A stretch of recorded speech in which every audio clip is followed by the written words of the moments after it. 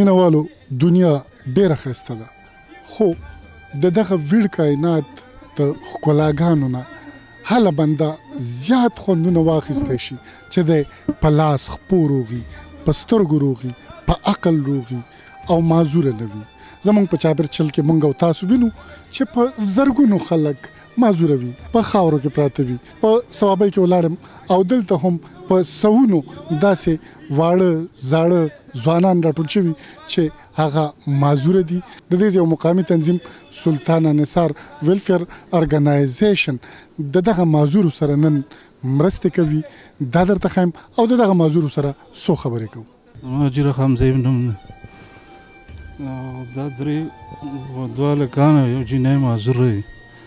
او زه مزدوري کوم کارخانه کې یم او بس واس مې نشته علاج میلاج یو کال مې وساتل هسپتال کې خو مزه یې ونه کړم د دې بچو عمرونه یې څه دي د خو تقریبا 22-23 کاله عمر دی د دې 13 کاله عمر دی 13 سال هغه وړی عمر دی اسینه ډېر زیات خفه شوم بس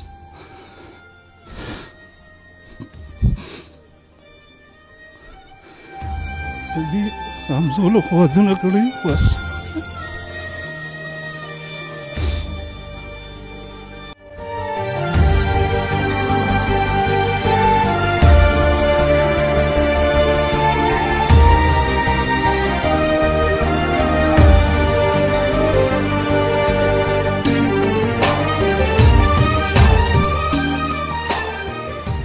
زما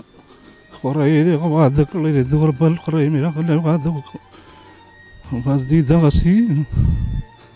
علاج لپاره اوس بندوبست شته دی که نشته نشته چې پیسې نشته او ځمکه نشته څنګه چې هله خرڅه کړو نور څه نشته داسې کالی پترې نشته کور کې بس دغه مزدوري ده 300-400 روپۍ د اړیکو په دې باندې خورو بس زما محمد اسلام نوم دی او مسکین آباد اوسېدونکی یم یار حسین مسکین آباد او دا چې کوم دی دا بچي چې مانه بې وسیله وایي کوم دی را پاتې شوي دي دا چې پیدایشي نه وي دا وروسته بیا دا شوي 2 کاله نه 1.5 کال نه پس چې کوم دی دې را سترګې ورو سیوا کېدې د هغې نه چې بیا ما ډاکټر ته راغلې ډاکټر وایي د دې دواړو سترګو کینسر دی د دې یو سترګه دواړه سترګې به وکاږو د مشارۍ مخکې ړومبی خولې دواړه سترګې به وکاږو مزدوري کوم په لاس خپله خیره روغ یم خو څه جمواري موږ سره نشته چې غټ علاج پرې وکړو دې په علاج باندې خرچه څونه راځي ډاکټران جی ما په یو باندې 30,000 روپۍ لګولې هغه ما د رون نه کار راغستې وي 30,000 روپۍ مې لګولې په لګه لګول هغه ما بیا ورکړې خلاصې مې کړې ورځې مدن دې څونه دروازه خو دې اړې مثال له بس کله 300 وګټم کله 400 وګټم کله 500 وګټم کله پکې وم نشي د ماشومانو ته چې مور ګوري ته ګوري اوس هم زموږ سترګو کې دا غري خو څوک بس دا الله طرفه بچی ستاسو نوم دی هینا ته بچی څونه وخت نه ستا سترګې کار نه کوي څه نه ویني او پیدا شوې روغه وي اوس خپل مور او پلار ویني نه نو ته غواړې چې خلک وویني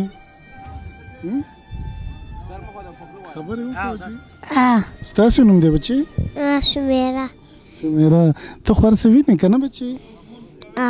سترګې خوږېږي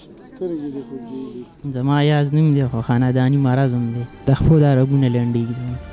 دغه ارمان دی مونږ هم دې خلکو ته ګورو چې دغې ته وګورو وګرځو یا څه سبق هم میلو یو څه بل څه نه کم دی محمد ایاز صاحب دا راته ووایئ چې دغه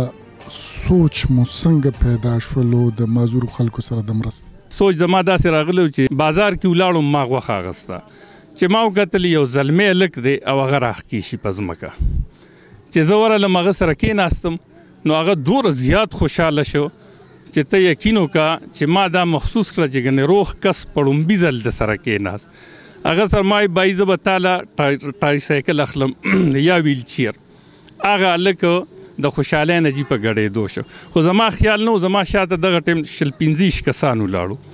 چې زه راپاڅېدم ما هغه کس ته وې زه به تا له ویلچیر رالم د شا نه یو ځوان زما په اوږه لاس کېښودو هغه وې دله به ته نه هلې دله به زه اخلم د دغې نه هغه شروعاتو زمونږ وشو د دې کلي د هرې سیاسي طبقې د پارټۍ د هرې پارټۍ خلک د هرې نظریې خلک هغوی ما راغونډ کړل او هغوی دومره سپورټ ماله راکړو چې زه د هغوی که هر څومره شکریا ادا کړم ما سره الفاظ نشته. مولانا صاحب دغسې کارونه چې کېږي خلک د ځمکې نه راپورته کېږي خپې نه وي په ځمکه راښکل کېږي او هغې بیا یو سهاره ورته میلاویږي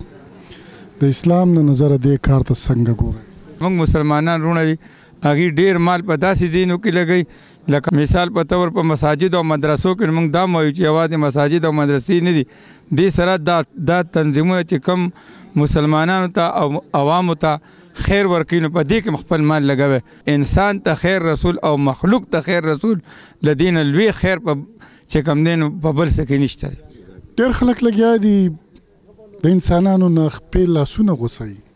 مرۍ ته غوڅوي تاسو خپې لاسونه ورکوئ ژوند ورکوئ ژوند طرف ته راکاږئ په دې کار کې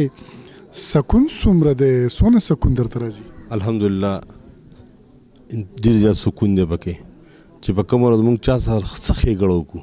په هغه شپه موږ ډېر ښکلی خوب وکړو له ټوپک نه هر سړی اوس نفرت کوي هر سړی چې قلم راوالو او د خیر ښېګړې کار وکړو. مینوالو په داسې حال کې چې موږ او تاسو وینو زموږ په ټولنه کې